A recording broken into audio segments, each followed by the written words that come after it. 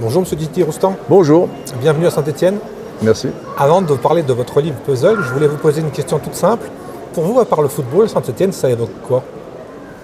Ouais, mais c'est beaucoup le football, quand même. On voulait sortir un peu des sentiers battus, quoi. Ça évoquerait des gens simples, modestes, qui ont des valeurs, parce que c'est une terre De mine. quoi, une terre ouvrière, donc ça transpire normalement des gens authentiques, quoi, qui savent ce que la souffrance veut dire, et c'est important. Et justement, bien, pour faire le parallèle entre football et populaire, est-ce que ça a eu un lien, à votre avis, dans les résultats de Saint-Étienne? Moi, je pense que par rapport à la création du club et petit à petit les premiers titres, et puis un certain nombre de titres dans la deuxième partie des années 60, et puis ce qu'on sait dans la première partie des années 70, jusqu'au dernier titre, enfin là je parle du championnat 81, vu qu'il y a aussi une Coupe de la Ligue, on ne peut pas passer à côté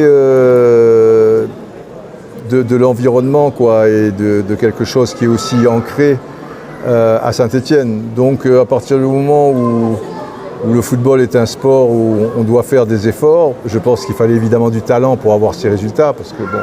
Et peut-être un bon président aussi à l'époque, Roger Oui, Rocher. un président qui était précurseur, je veux dire Pierre Garonner aussi, qui a été très important, Robert Herbin, mais avant, c'est une continuité, Jean Snella, Albert Batteux, c'était des gens aussi, précisément, qui avaient des valeurs, donc c'est pas innocent tout ça, et ça aboutit sur ce que l'on sait. Comme vous êtes une mémoire du football, est-ce que vous savez pourquoi les Verts jouent en vert, justement? Alors, parce que je pense que c'était les couleurs de Casino ou quelque chose comme ça. C'était les stores, ouais. Les stores de Casino qui étaient verts, voilà. Qu'est-ce qui vous a donné envie, finalement, de vous mettre à écrire et de faire, si je peux me permettre, ce gros pavé? Des gens ont insisté autour de moi. Alors, bon, je ne suis pas influençable, mais je ne suis pas de bois non plus. Et puis à un moment, j'ai baissé ma garde et je me suis dit que ça serait bien de laisser quelque chose, même pour mes enfants qui lisent ça, ils comprendront peut-être un peu plus. Et puis, à travers on a le coutume de dire que les écrits restent, les paroles, ça va, bon, ça s'envole. Donc c'était une manière, pas de marquer mon territoire, mais de dire quelque chose, mais pas mes vérités, parce que où est la vérité? Mais en tout cas, ce que je ressentais par rapport au football, alors parce qu'il y a du vécu, mais il y a aussi des réflexions. Donc si ça peut intéresser les gens et peut-être même les faire réfléchir sur certaines choses, ça sera bien. En préambule, vous avez dit que vous pouviez écrire presque 4 à 5 tomes. Ouais. Il y a tant de souvenirs de ça dans votre si longue carrière de journaliste? Oui, il y en a pas mal, ouais, parce que ça fait 47 ans quand même. Et il y a eu beaucoup de voyages, il y a eu beaucoup de rencontres, beaucoup de matchs aussi. Et de toute manière, c'est un mélange de tout. C'est pour ça que c'est assez riche aussi. C'est pas que des anecdotes, c'est pas que des voyages, c'est pas que des rencontres, c'est pas que des matchs. Et même le football est en toile de fond, quoi. Le football, c'est un peu un prétexte. Je pense que tout ça, derrière tout ça, il y a surtout beaucoup d'humains, quoi. Et humain, on peut en parler de l'humain. Quand on pense à Didier Roustan, on pense à plein de choses évidemment, mais on a aussi ce côté Amérique du Sud. Ouais. C'est venu comment cet amour pour l'Amérique du Sud et bien évidemment le football d'Amérique du Sud? Alors déjà, je suis du Sud. Bon, c'est une première chose. La deuxième chose, ma mère est antillaise. C'est pas bien loin de l'Amérique du Sud, j'ai même des origines un peu inca, hein. Donc c'est le Pérou, c'est bon bref. D'où le bonnet. D'où le bonnet, voilà, celui-là n'est pas péruvien, mais bon, il pourrait, s'il me cachait un petit peu plus les oreilles, là, peut-être un peu péruvien. Le teint aussi, les pommettes hautes, etc. Et je suis allé en Amérique du Sud pour la première fois en 82, c'était en mars 82, avec Michel Denisot, pour commenter un match amical Brésil-Allemagne, à Rio donc. Et quand j'ai créé le syndicat mondial avec Maradona Cantona, j'ai été très souvent à Buenos Aires. Mais déjà, dans l'intervalle, j'étais allé à Buenos Aires, j'étais allé en Uruguay, j'étais allé au Chili, tout ça et tout. Et c'est un continent où je me sens chez moi, déjà. C'est très latin, hein, quoi.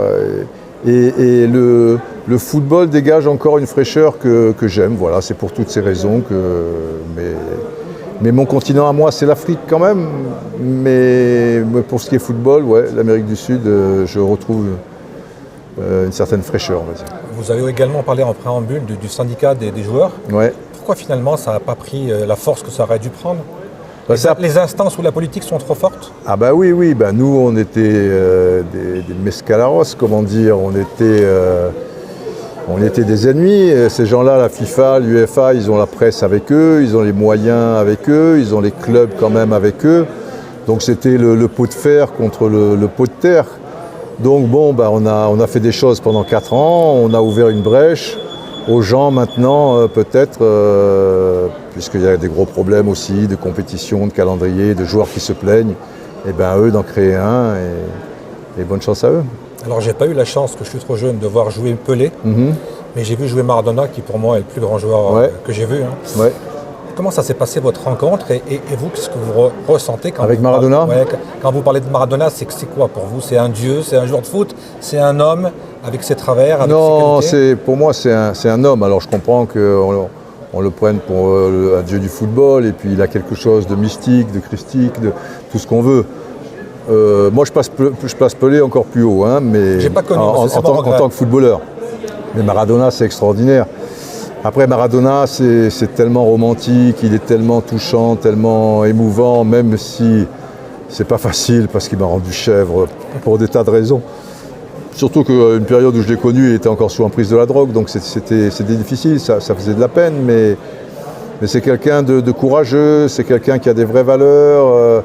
On a une image un peu sous prétexte que bon bah il a pris de la drogue, mais il y a des gens très bien qui prennent de la drogue, hein, et des salopards qui boivent de l'eau. Vous savez, il faut plein de cachets aussi, c'est de la drogue. Voilà, il ne faut pas se limiter à ça, et c'est pas parce qu'il a marqué un but de la main que voilà, il faut voir d'où il est sorti, et c'est quelqu'un qui a un très grand cœur, qui a beaucoup de courage physique et mental, et qui dégage beaucoup de choses. J'ai beaucoup de souvenirs, très touchant, quoi. Alors c'est pas un dieu parce que c'est un être humain, parce qu'il a ses failles, parce qu'il a ses défauts, et heureusement d'ailleurs, parce que c'est pas facile d'être Maradona, pour l'avoir vécu assez proche de lui dans certains domaines, c'est même invivable, mais il est costaud, quoi.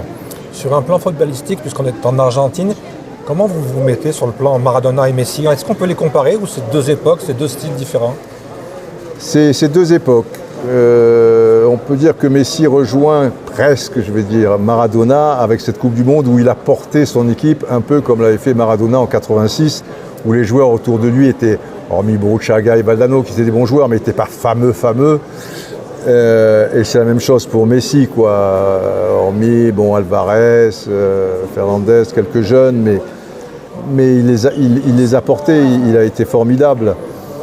Ils sont argentins tous les deux, ils ont sensiblement la même morphologie, ils ont l'art du dribble, ils sont gauchers, ils ont joué à Barcelone tous les deux. Il y a beaucoup de choses qui les rapprochent.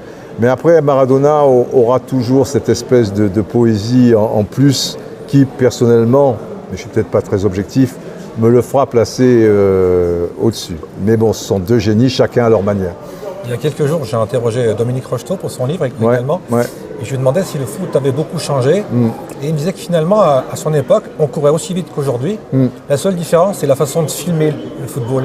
Il dit à notre époque, il y avait une caméra, maintenant il y a des caméras de partout. Ça donne une impression de vitesse et d'un autre spectacle. Mais c'est pas faux, parce que de toute manière, entre le gars qui court, c'est sûr qu'on courait beaucoup à l'époque, les chocs étaient conséquents. On était peut-être moins costaud du haut du corps, mais vous voyez des gars comme Piazza, même Dominique, il était taillé quand même. Et quand on voyait des matchs au ras du sol, on voyait les chocs et les attaquants étaient moins protégés que maintenant. Donc c'était beaucoup plus dangereux. Il y avait des coupes-gorges quand vous alliez jouer dans certains clubs, notamment dans le sud. C'était compliqué. Aujourd'hui, tout est télévisé. Disons qu'on est plus protégé. Malgré tout, le football d'aujourd'hui reste plus physique. On va dire que ça va plus vite. Mais le fait qu'il y ait beaucoup de caméras, que dès qu'il y a des temps morts, on voit des ralentis avec des loupes, avec des choses comme ça, ça donne une impression aussi de vitesse et de puissance qui change un petit peu la donne. Il a raison. Avant de terminer et de vous libérer, j'ai une dernière question. Je suis obligé d'y faire référence. Je vois que vous n'en avez pas parlé. Vous avez fait présentateur de téléfoot. Il y avait Pierre Cangioni. Et pour tous les jeunes footballeurs de mon époque, Pierre Cangioni, c'était une légende. Est-ce qu'on peut avoir 2-3 mots pour Pierre Cangioni? Comment vous avez vécu cette époque avec Téléfoot? Oui, j'ai commencé TF1 en 76 et Téléfoot a commencé en 77. Donc Pierre a fait téléfoot de 76 à 81, je pense. C'était le samedi soir, très tard. C'était le samedi soir, ouais. Après Dallas. Après Dallas. Et des fois après Pollack. Et là, c'était encore plus long parce que Pollack, c'était l'enfer pour les débordait. Ouais. Et c'était quelqu'un de très sympa, de très, très juste. C'était une belle personne. Enfin, j'ai dit c'était, je l'ai encore eu au téléphone il y a quelques jours. Ça a été une chance de commencer mon métier avec lui comme patron. Il m'a laissé ma chance. Il a toujours été très, très gentil, très paternel, quoi. Et c'était un bon professionnel, évidemment, un grand professionnel. Donc voilà, il y a toujours beaucoup d'affection quand vous me prononcez le mot Pierre Cangioni. Pour conclure, c'est quoi l'avenir de Didier Roustan? C'est d'écrire des livres, écrire une pièce de théâtre? C'est de continuer à donner son avis sur le football? C'est quoi votre avenir? Je sais pas. C'est de voir la remontée de Saint-Etienne en Ligue 1 et la descente de Lyon? Bah, la descente de Lyon, je ne la souhaite pas quand même. La montée oui, je sais bien, la montée de Saint-Etienne, ça serait beau. Après, vous savez, je vis au jour le jour, donc la vie est bizarre. Hein. Je n'ai pas jamais eu d'ambition personnelle particulière, j'ai jamais eu un plan de carrière. C'est sûr que je descends plus la montagne que je ne la monte, mais je suis toujours en activité, je suis toujours curieux, donc l'avenir, je ne peux pas vous dire où il se situera. C'est vrai que vous êtes un personnage différent des autres. Et en plus, moi, ce que je retiens de vous, c'est vos documentaires. Ils ont toujours été fantastiques. C'est vrai, ouais, ça a marqué. Vous avez fait des docs qui étaient fantastiques. Et puis votre ton décalé, ce côté un peu au-dessus, un peu je prends ça à la rigolade. Et ouais, mais tout en étant très sérieux quand même, mais sans se prendre au sérieux. Et pour tout ça, moi je vous remercie parce que ça fait 50 ans presque que je vous suis. Eh ben oui, 47 ans. Et comme je vous dis, j'avais à peu près 13 ans et je vous ai croisé dans les rues de Cannes, à l'époque du tournoi international de Cannes-l'Avocat. Des juniors, ouais, absolument. Et j'ai rencontré il y a plusieurs fois Bernard Lyons dans la région. Ouais. Et je lui avais dit chaque fois de vous transmettre mes amitiés, mais j'imagine que... Il est possible qu'il me les ait transmises, hein, cela dit Bernard. Mais après, moi, dans la tête, je viens et tout. Non, ne lui jetons pas la pierre. Mais je ne lui jette pas la pierre. Non. En tout cas, je suis très content de vous avoir rencontré. C'est gentil. Et je retiendrai qu'un jour, vous m'avez téléphoné pour caler cet entretien. Ça fait bizarre. Exactement. Ben oui, mais bon, je suis quelqu'un, je pense, tout à fait normal, hein, aussi normal que toutes ces personnes-là. Voilà, bon. Alors on vous souhaite plein de succès et puis de nombreuses visites pour venir voir les Verts à Saint-Etienne. Ok, impeccable. Merci beaucoup Didier Roustan. Merci à vous.